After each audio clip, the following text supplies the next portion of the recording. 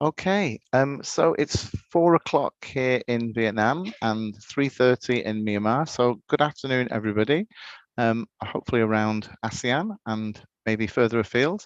Welcome to our webinar. My name is David Guarini Gilmartin from the British Council here in Vietnam, and I'm really happy to introduce the 8th in our webinar series. And today we're going to be looking at language for resilience, and you're going to hear from our panel and panelists in just a few moments. Before we start, just a couple of housekeeping points. Please feel free to keep your cameras on, but please make sure, if you wish, but please make sure your microphones are on mute during the main panel discussion. Remember, if you have any questions or any comments in the during the session itself, please put them in the chat box or in the Q&A, and our moderator, Fiona, will try to pick up on those with the panelists during the session or towards the end of the session. And please note also that this session will be recorded, so that we can store that on our British Council Indonesia and British Council Vietnam website, so you can look at it later. Also, this is being live streamed on the British Council Indonesia Facebook page as well, so you should be able to find that there. But remember, as I say, if you have any questions at any point, please feel free to put those in the chat. Yeah, and please, it's great to see. Thank you, Ten Ning, for saying good afternoon. If you could say in the chat where you're from, just so the panelists know who's with us today, that would be really great. Okay, so before I hand over to Fiona and the panel, just to say a quick reminder, Q&A anytime during the session, and also towards the end of the session, in the last 5 minutes, we'll be telling you about the course, the MOOC course on our Teaching English website, where you can find out more about language for resilience, which is the main topic of our session today. So as I say, we'll be sharing that with you towards the end, the last 5 minutes or so of the session. But for now, I'm going to be quiet and hand over to my colleague, Fiona Robertson from British Council. Fiona, over to you. Hello, thanks, David. And I'm really happy to be on this event. I'm actually in Pakistan, in Lahore, where I work. I lead the English programs teams here. But I've done language for resilience work, particularly in Iraq and in Jordan, where I worked with Syrian refugees. So I know a bit about it, and I've had a bit of experience. And I'd now like to welcome our panelists. We have Tom, we have Tess and Liberty with us. So let's see, we'll go over to each person and get them to just say a little bit about themselves. So over to you, Tess. Would you like to introduce yourself, please? Hi, Fiona, and hi, everyone. So good to see a lot of people from Myanmar as well. Hello, and my name is Ed, and I'm from Myanmar. I'm working as an executive director, which is an organization. Yes, we can't hear you very well. You're breaking up a little bit. Could you just go? Sorry. It is the same for everybody? Sorry.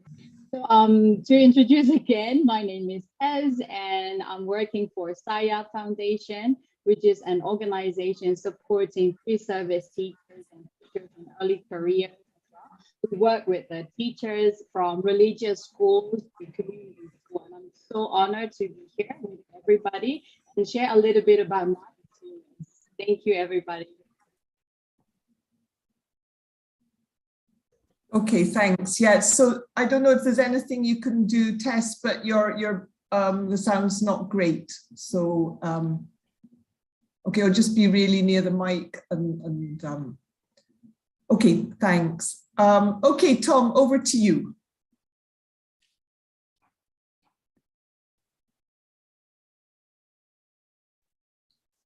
Thanks very much, Fiona. Hi, everyone. Mingalaba. I'm Tom. So I worked in Myanmar from 2014 to 2017 in the education degree colleges. And then from 2019 to 2021, I'm currently an education specialist with teacher focus based in Mae Sot on the Thai-Myanmar border.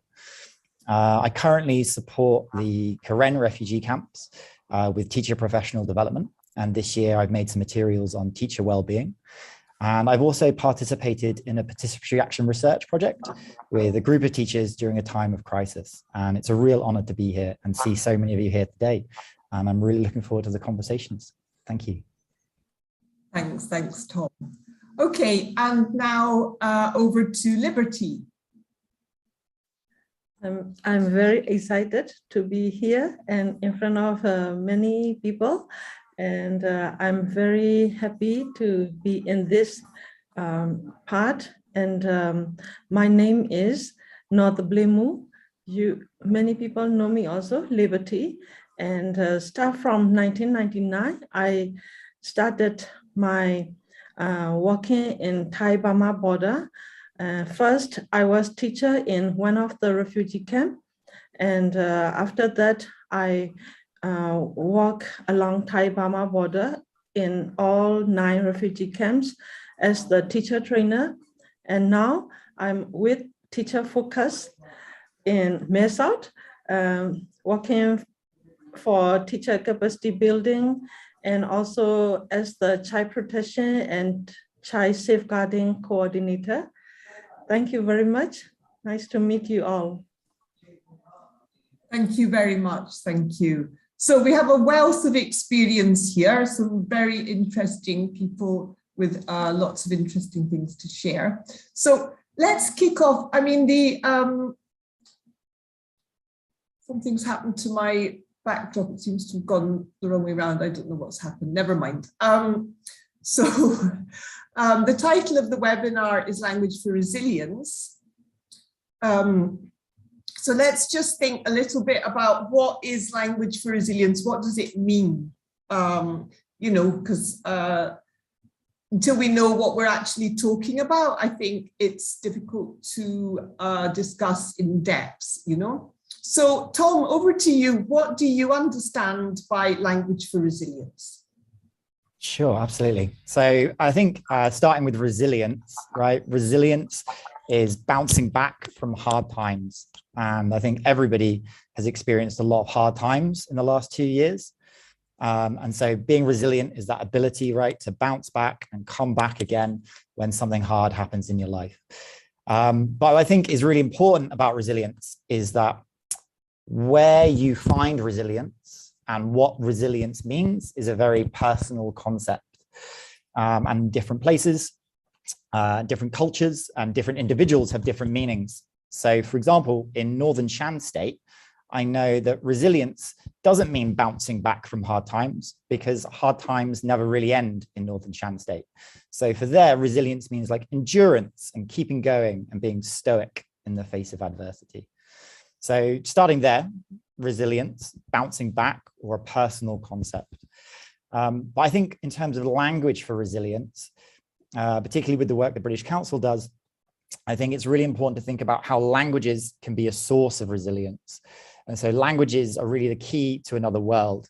And so with more keys, you can access more knowledge, you have more tools at your disposal, and so you're better able to bounce back or get through tough times.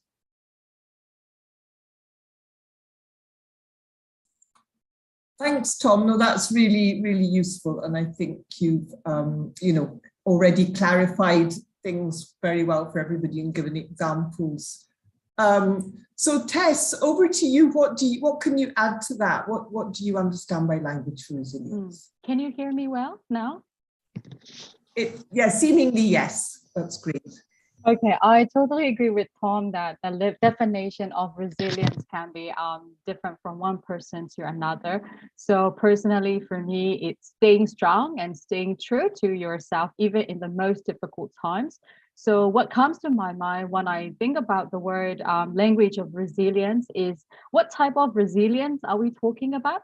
Is that physical resilience? Is that emotional resilience? Or is that the community resilience? So language of resilience for me is using the language as a medium or as a tool to build physical, emotional, and community resilience so that the children or the learners that can stay strong during the difficult times and prepare for the better times.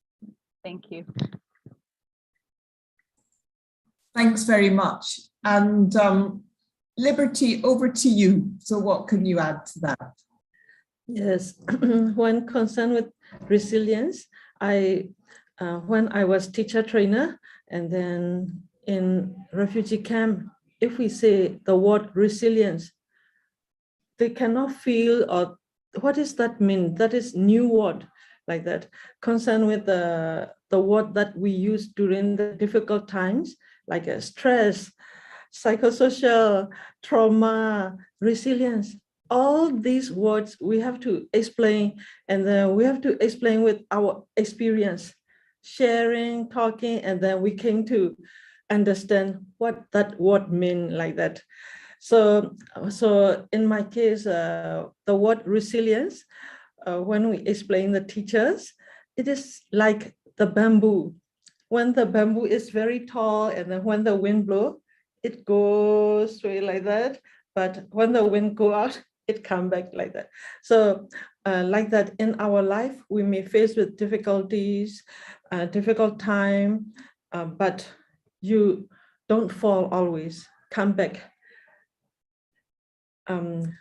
cope with daily life like that. So we like our teachers to know these words, because it is important to know these words. At first, we don't know. We have stress also, we don't know. We have trauma also, we don't know. What is stress? What is trauma? We don't know like that. But later, after we learn that lesson, then we came to know. And then sometimes, oh, now I got stressed. I need to cope. What way I will cope? Yeah, walking or talking with somebody or sharing my experience with others like that. Yeah, so that's why in saying Pavlo Freire, so knowledge is power and education is freedom. And in Mahatma Gandhi saying, education liberate us. So yeah, these are the words I strongly believe. And then yeah, when I'm working with the teachers, yeah, these language is important. Thank you very much. Thanks, Liberty. And I love that idea of the bamboo, you know, that image of the bamboo, which is one of the strongest materials, I think, in the world. Mm-hmm. And both Liberty and Tom mentioned how everybody is different, you know, so the way that they cope, the way they need to cope, what they need to do in times of stress is going to depend on the individual, and we have to respect that. Tom, I think you've got something to add there.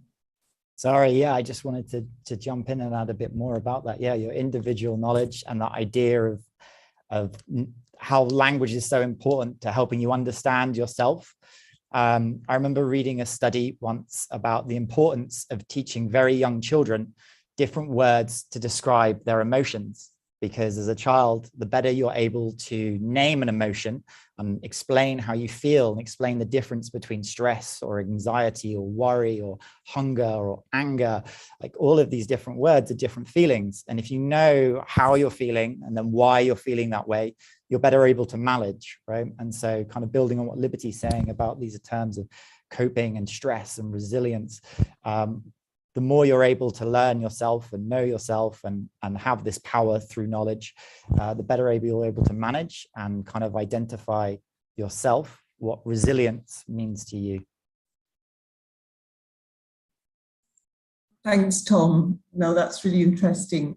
And I just wanted to add something else, you know, about language, because anybody who's learned a foreign language, you know, knows how challenging it is. It's difficult. And once you've made a bit of progress, it really boosts your self-esteem.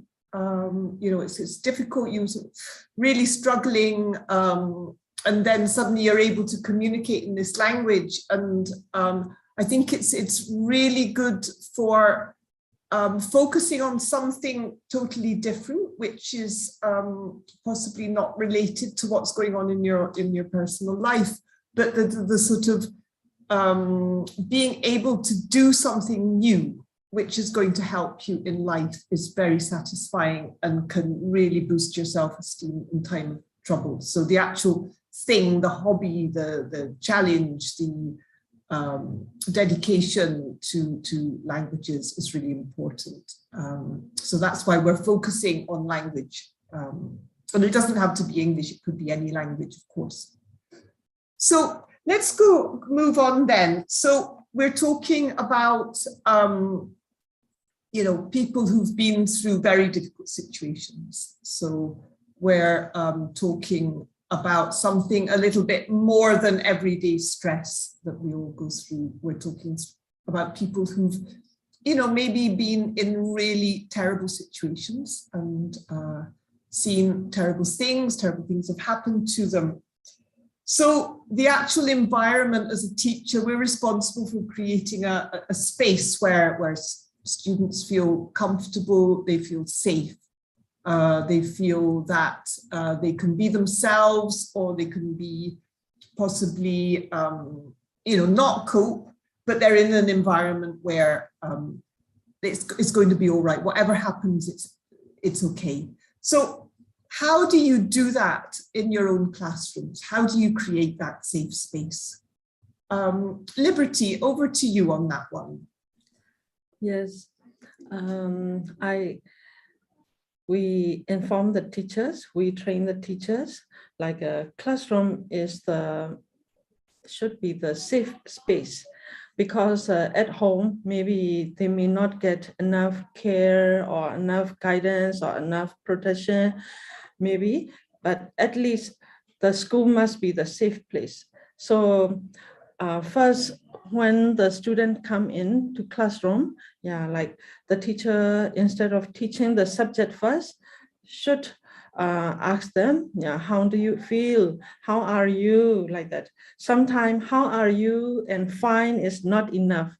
You can use also emoji faces, like a happy face, sad face, worry face, like angry face, like that. So these pictures, the children can see, and then which one is your feeling today, like that. So it helps the children like express out what they feel. So we are promoting to express out. So that way also teacher can use. We inform them, and then teacher also apply back, and then they see the student express. They tell about their home situation, or how they feel. They are happy to see the teacher, like that. So this is emoji face we use. And then another one is also, we can ask the student also when they come on the way from home to school, because some home they have to walk to school is quite far. So they have to act out to be happy or to have fun. Don't say the word, what did you see on the way when you come to school? So some people say like that. That way they see motorcycle or something like that. So some people make the shop selling like a tea, like that. So this is somehow they express, and then they feel happy, and then only the teacher can teach, like that. So this is how we ask the teacher to make the student at least to open their feeling, sad feeling or worry, or to teachers, like that. That is some of the ways. Thank you. Thanks, Liberty.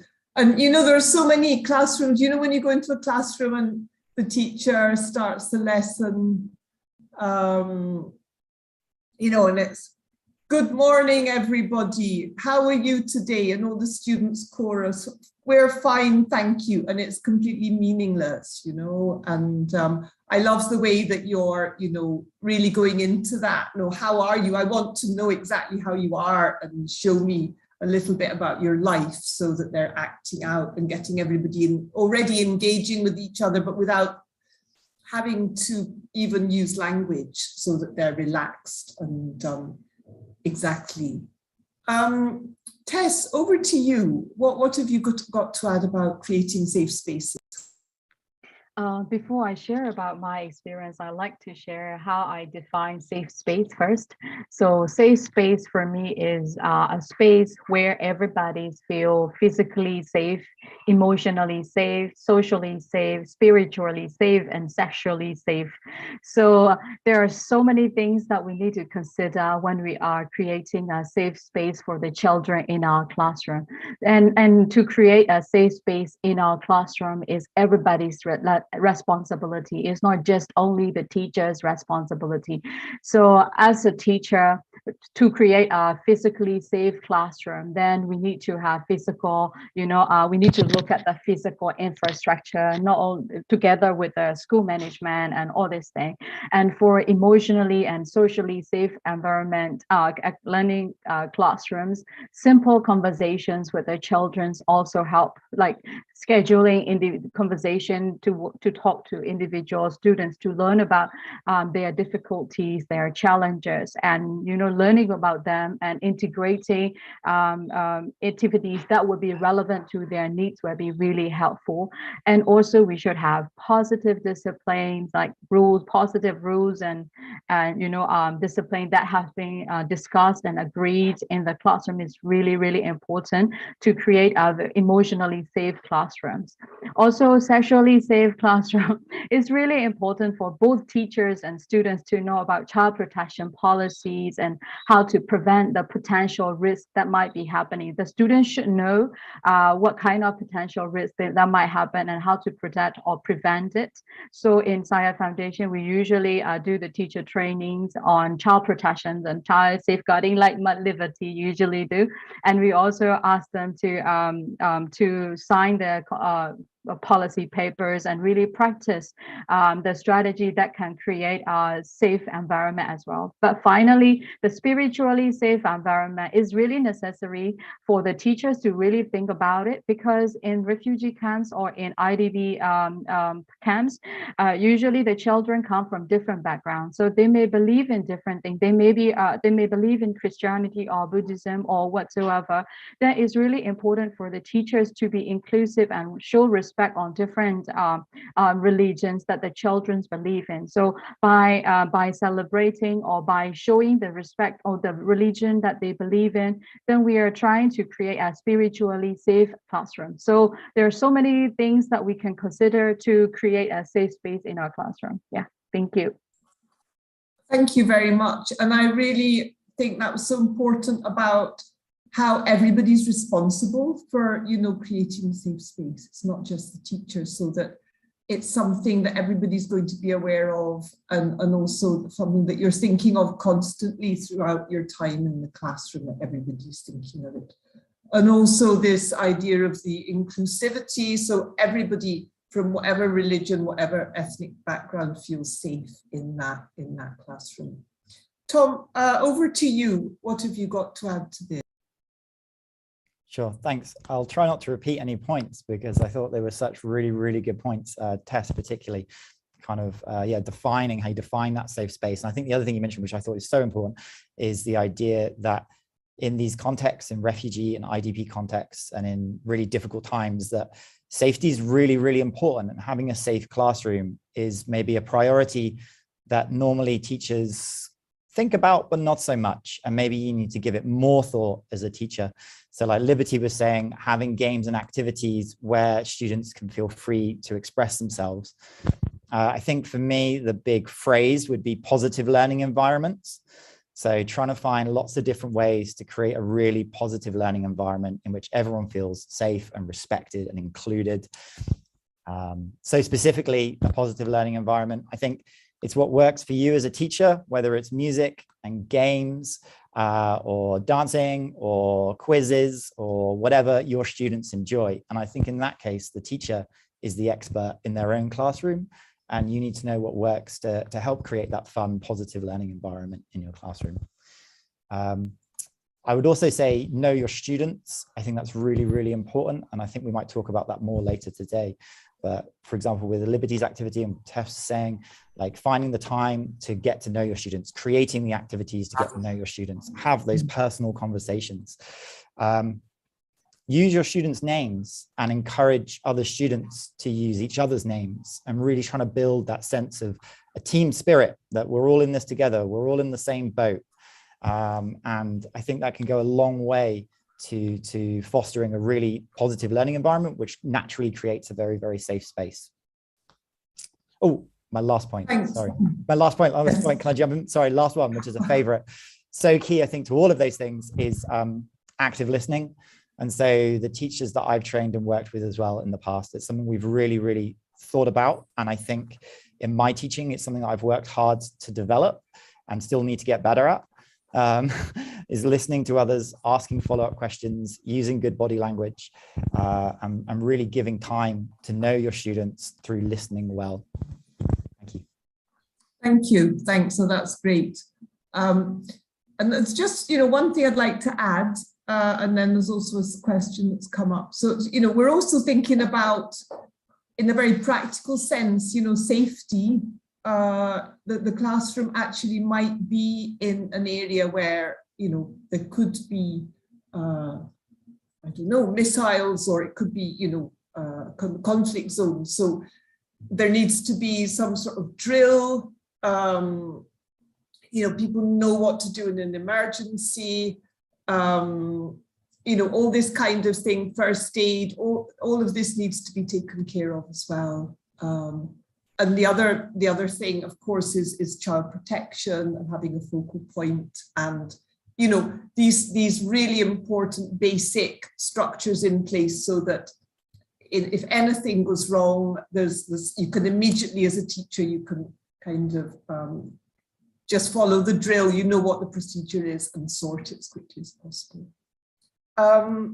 So moving on then to a question which, when I was involved in Language for Resilience in the Middle East, came up a lot. And this is about, being a teacher and working with people who've been through very traumatic experience, and how far a teacher's realistically able to deal with psychosocial issues and trauma. And, what can be done to support teachers if they're working with refugees or IDPs, because, as a teacher, we probably haven't had that specialist training. So what are your thoughts on that? Tom, over to you on that one. Sure, thanks. So to mention the course that British Council is running at the moment, there's been some really interesting learning from my perspective. Going through the course this week, I've been really reflecting on my own experience and thinking about how we can create our own protective factors to look after ourselves and look after our students, particularly thinking about, I keep coming back to this idea of the positive learning environment and creating a community within your classroom. And I think that's really important for the psychosocial well-being of yourself and your students. If everybody enjoys being in the classroom, that's a huge bonus. In every way. It's fantastic. Just some other experience is creating teacher well-being materials. So I think really it's just in the last 2 years, maybe it's a silver lining from COVID. There's a lot more awareness now about the importance of teacher well-being, and there are a lot of more resources available to help teachers train their students to think about their well-being, and also for teachers to think about their own well-being. I was really privileged to work with a group of 9 teachers during a time of crisis on a participatory action research project. And they spent 6 months learning about well-being and trying different strategies to improve their own well-being. And at the end of the 6 months, to summarize an awful lot of work they did, there were 3 key points they felt that were really, really important. The first one was to stay mindful. And so to be aware of your scenario, aware of where you are, to understand how you're feeling, as we talked about in the first question, to understand your situation and to take that moment between stimulus and response to think about what you want to do. So staying mindful was number one. The second point was staying connected. And I think this is something I personally have really learned. I think is very, very important, particularly in the last few years. I think it's really important to stay connected as a teacher. Like, we're each other's greatest resource. So it's fantastic to see so many people here today, and hopefully you'll join the Facebook group and stay connected that way. Or maybe after this webinar, you'll connect with someone you haven't spoken to for a long time, because I think staying connected is so, so important for psychosocial support. And the third point, the teachers I worked with in times of crisis, they said that staying busy was really important. If you think about your circles of control, the things that you can't control, but the things that you can control, the more that you're able to expand the things that you can control, the more you can stay busy, the easier it is to focus on your day-to-day and to make a positive impact and feel better about things that are going on.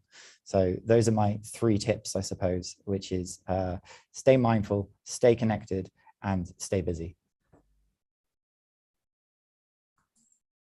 Thanks, Tom. Yes, and I mean, it's so important in all teaching, isn't it, for the teacher to be totally aware of why am I doing this, you know, because it's so easy just to go into sort of automatic, all right, let's do this next exercise, but the whole, you know, to be successful, particularly in this environment, it's like, why am I doing it and what do I want to get out of it? So you're focusing on a much deeper level of what's happening in the classroom environment. So Liberty, over to you on this question of psychosocial awareness. Thank you. Our teacher and our students, they come from refugee and migrant, displaced. So they have already full of difficult life. And so when we give training, we inform teacher, what is psychosocial? The word psychosocial, they know what is psycho. Psycho is like sick mind or like that. Social, so they said it is relation, yeah, relating with people like that, social. So why the word becomes psychosocial, 2 words in 1 word like that. So we draw the picture outline of a person, and then a person has brain, heart, like that. So that brain is include like your belief, your thoughts, like that. So so it is mind, like that, feeling, like that. So all these are called inner part of the person. Inner part of the person and outer part of the person is you have your family member, you have your friends, you have your community, like that. So all these are, you have to talk with them, relating with them. So these, a person inner and a person outer, they are always communicating. So when you are happy, you will be like talk with them in happiness. When you are feeling sad, maybe you don't want to look at them. So a person who is relating with you, today that person is not talking me well. I feel very sad. Then like this kind of sadness, again, transfer to other person also. And if somebody got angry at home, and then when, for example, the teacher at home have problem with family member and they come to school with angry. So if that person inside is angry, and then when relating with students with the angry, the student will be afraid. Student will be, how to say, don't want to ask the question if they don't understand, like that. So we explain them. So that's why psychosocial. So first, if you want to help others, first make yourself calm down, or make yourself comfort yourself first, then relate. Then our part is like teacher and student relationship will be better. If you don't handle your stress, if you don't handle your anger, it is within you, then when you relate with your student, then again, negative relationship will be there like that. So this is how we encourage the teacher, and we explain the teacher, yeah, psychosocial like that. Great, thank you. Thanks, Liberty. I think that's really important. It's like, you know, that thing on the airplane, like, you know, fit your own oxygen mask before you fit it to somebody else. And it's a sort of metaphor, you know, make sure that you're in a good place before you help somebody else. I think that's really important. Tess, have you got anything to add to this discussion? Yeah, just a little bit. And like both what Tom and Liberty share, very, very wonderful. And I also agree that how realistic the students can receive the psychosocial support from the teacher maybe depend on the teacher's capacity, well-being, experience, and the level of trauma that the teacher has as well. So to help others, yes, like Liberty said, teacher need to do self-help or like create a support system around them so that they can keep going in the long run. And like Tom shared, I totally love the idea of staying connected to like-minded professionals as well. One of the examples that we do in our workplace is creating professional learning community where everybody share their learning, and like it maybe they can alternatively become facilitators. Then they can share their tips and tricks in their classrooms, and then that can help them keep learning, because teaching and learning is not a one-size-fits-all, you know, thing. And like many scenarios will have different solutions toward it, and then every case will be very unique, and they will need a unique approach as well. So we need to know our children, strategies, and for that we need to keep learning, and we need to share. We need to keep sharing. We need to keep observing this. The children. And the last point that I also agree with my Liberty is to take a break when needed. Pause what we do, because before we get burned out so badly, we should pause and like take a break if needed, you know, take a moment for ourselves, do self-care. Then when we feel ready, then we can support our children. So yeah, that's what I want to share. Thank you. Thank you. Thanks very much. And I just want to add something from my experience actually when I was in Iraq. And we were working with displaced people, and there was one chap a young guy in the course training to be a teacher actually, and he had been through a really violent situation and was very upset. And the two, so it was me and my colleague, Mary Delaney, and we handed over to another person who was from the same community as him, and let her deal with it, because she spoke to him in her own language. She knew his story. She was able to, you know, deal with him culturally in a way that we weren't able to. We weren't able to we didn't have that shared experience. So I think it's really important to have assistants there who are from, you know, the same community, or would have a deep understanding of what the students have been through, or teachers if you're doing teacher training. So the teacher doesn't always have to take it on, you know, on themselves to give support, because they might not be able to. And I think if you're not able to, you need to be honest about that and hand over to somebody else. So we have a question actually about class numbers. Yu Mo is asking about, she's talking about having classes of over 70 students.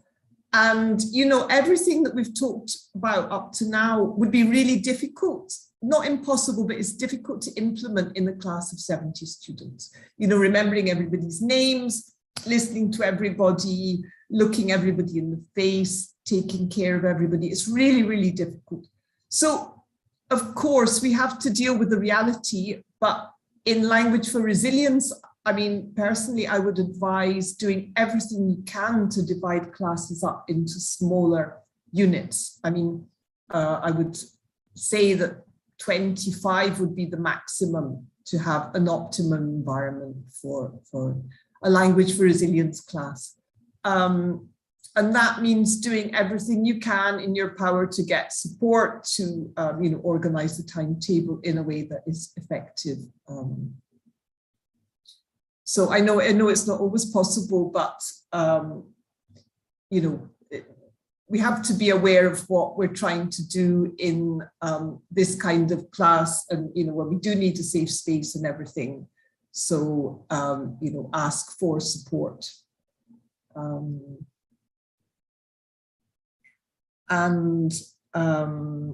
Okay, I think we've got time for one more question. Okay, so in the language, Tess, over to you. I can see you've got your hand up.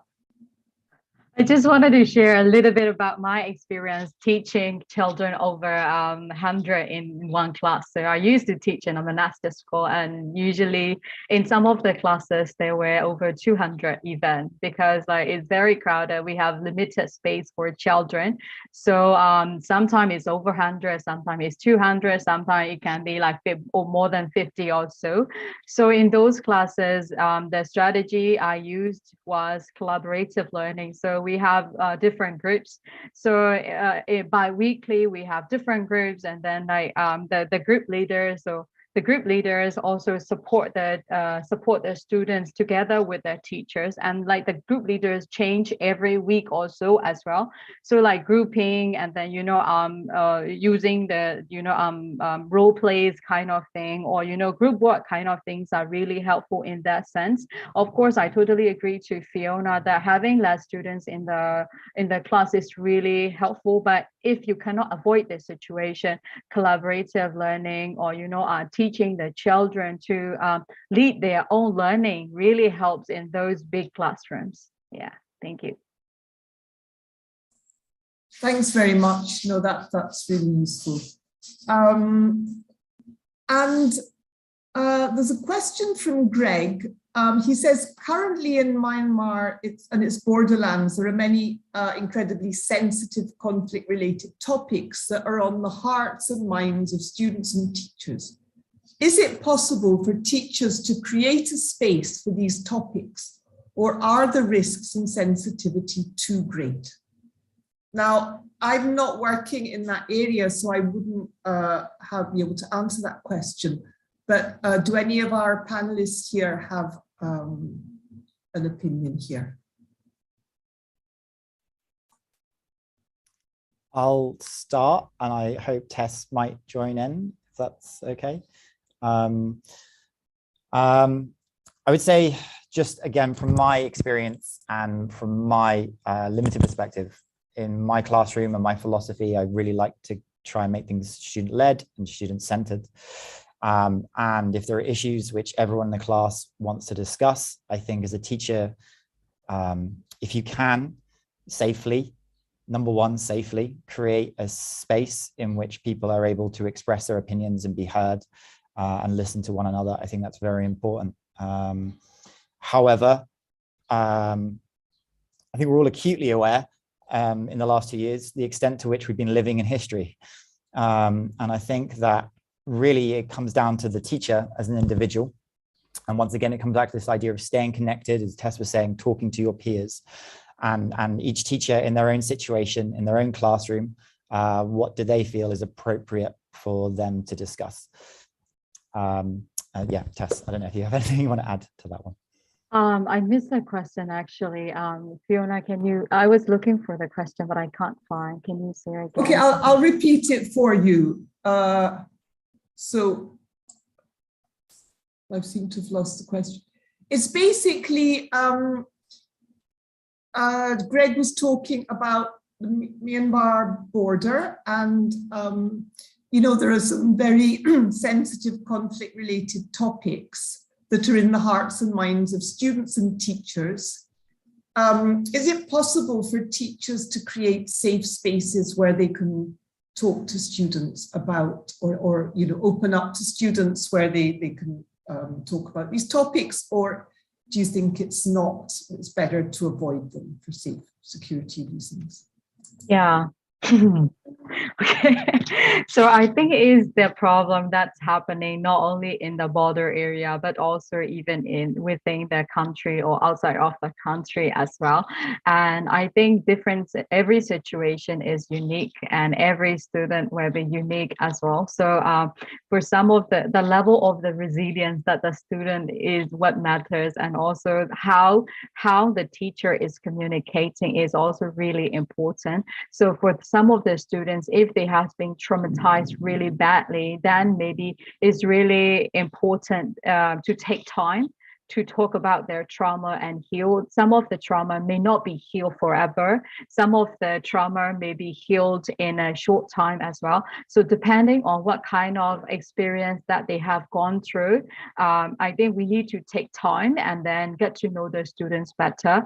And also the other thing is the safety of both teacher and the student, also even for the organization that has been supporting them to organize this thing. So based on the different context, I think the question will be different.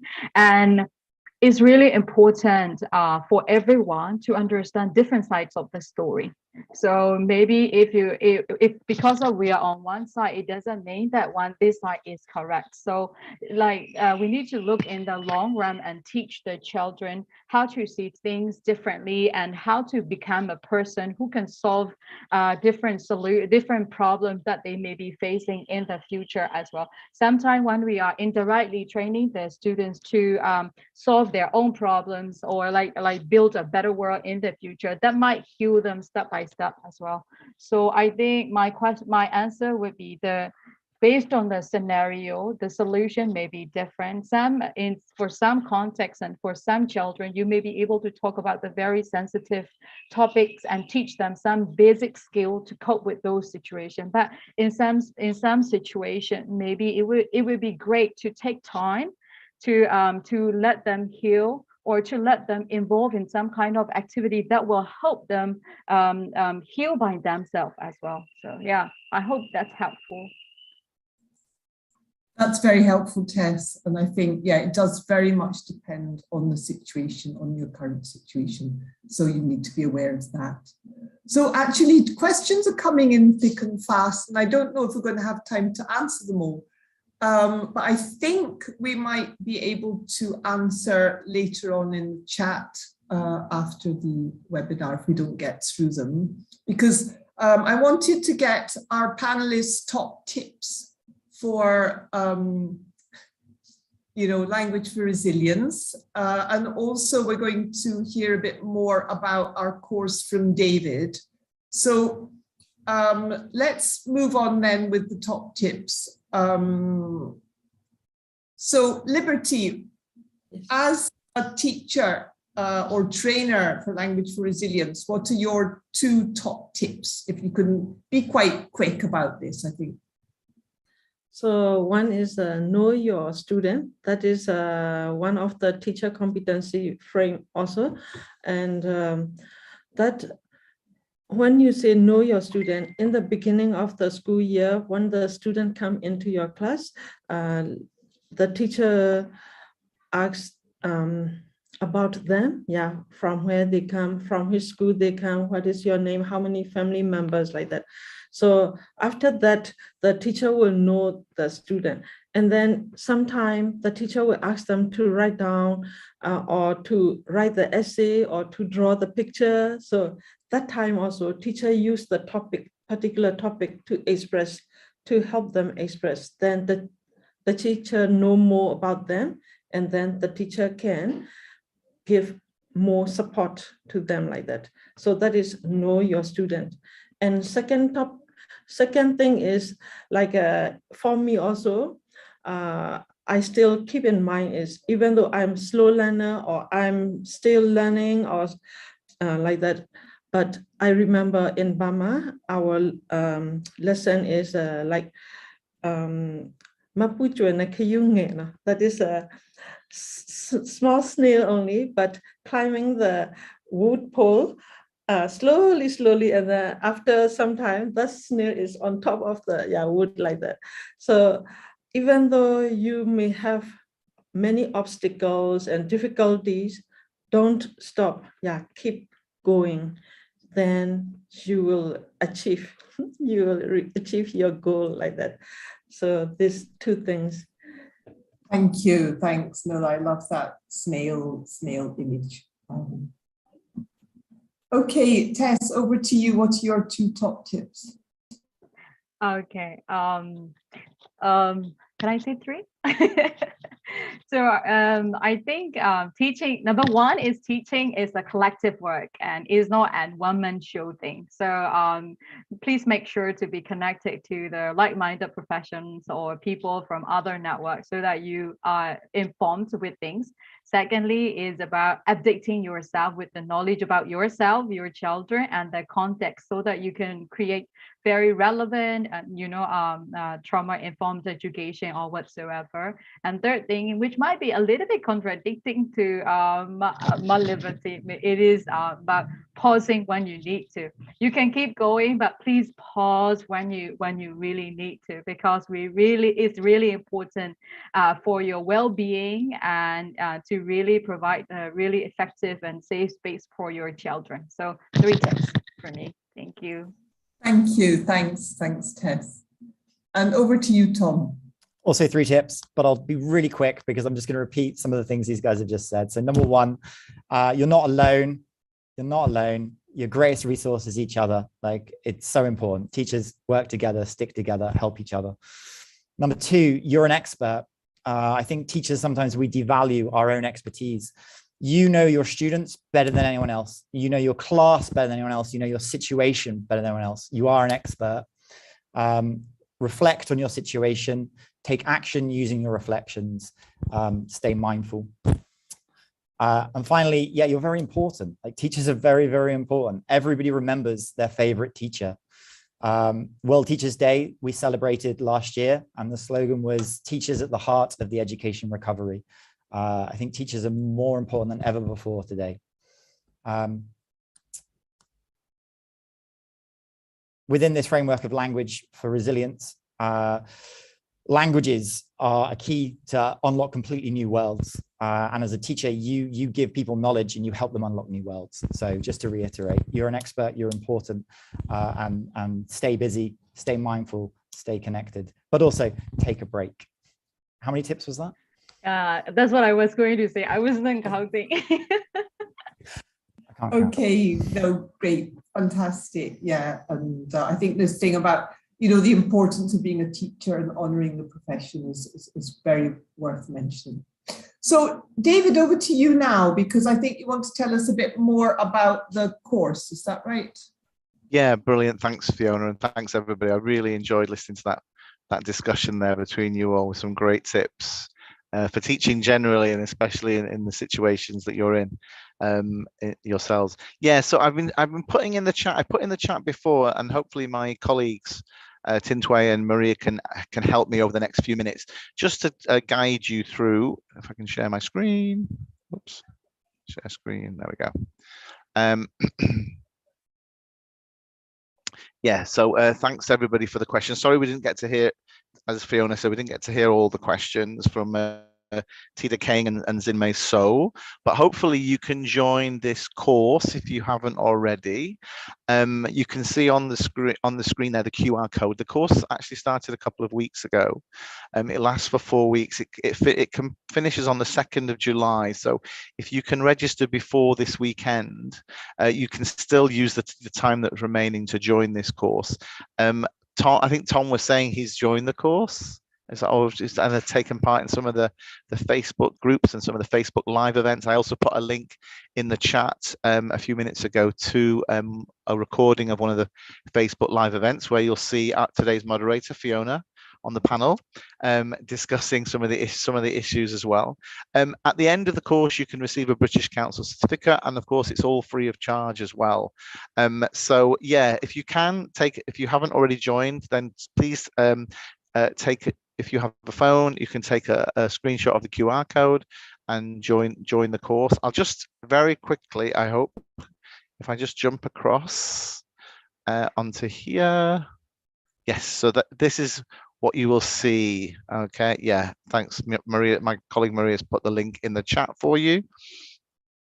And you can see here, this is the details of the course. You can see there are 3 modules, and you can, it should be fairly straightforward. I can't now, yes. First of all, you have to join, if you haven't already, create an account or on the British Council Teaching English website. And once you've done that, it's relatively straightforward. Then you can, once you've logged on, you can visit the, you can visit the course. Yeah, you can log in there. All right, I'm not going to do that now because that would take a little bit of time. If you have any questions, you can always come back to us. So really hope that you can take part in that. Let me just close that down. Yes, share the screen again. Back to the PowerPoint. Yes. Okay. And just also to say, in the few minutes we have left, we have other resources and other activities coming up as well. So our colleagues in British Council Indonesia are in the middle of running a series of courses about gamification of English language teaching. There's already been 2 sessions. The latest one was yesterday. On the screen there, again, I know Maria will put the link in the chat, and if you have your phone, you can always click on the QR code and join the next one. There's 3 more to come, with the next one being next Wednesday, so that every Wednesday for the next 3 weeks. Oh no, not for the next 3 weeks, but going through to July as well. So hopefully you can have a look at that. And then our next webinar in this series, linked to the next online course. The next online course, which will be starting on the 19th of July, will be looking at online skills for 21st century teachers. So on Tuesday, the 19th of July, at the times there in Indonesia, Thailand, Vietnam, and Myanmar. I think most of you today are from Myanmar. I saw one person from Norway, which was a fantastic reach all the way to Norway. So again, it would be great if you can, if you were interested in this topic and would like to learn more about the topic and also the course, you can register here again at the link there or using the QR code. So that's just a few announcements. And finally to say, again, if you give us your feedback on today, we really hope you've enjoyed today's session. If you give us your feedback, then we will send out to you an e-certificate. Okay, so please feel free to do that. Again, I hope Maria will be putting the link in the chat, or you can use the QR code on the left-hand side of the screen there. So all I want to say is a huge thank you to everybody, to Liberty, to Tess. Liberty, I love the story of the snail. I'm going to use that one. I've never heard that before. I really like that story. To Tess and to Tom for sharing all their experiences of teaching in this situation, and also huge thanks to Fiona for moderating today's session. And it's great to see. So thank you everybody for all your thanks in the chats. Really appreciate that, and we really look forward to seeing you next time. So again, huge thanks to the panelists and Fiona, and we'll see you in July. Mingalaba. Bye for now. Thanks everybody, great pleasure. It was to participate in this initiative. Bye everybody. Thanks. Bye everybody. Thank you. Bye. Thank you to all the panelists. Thank you.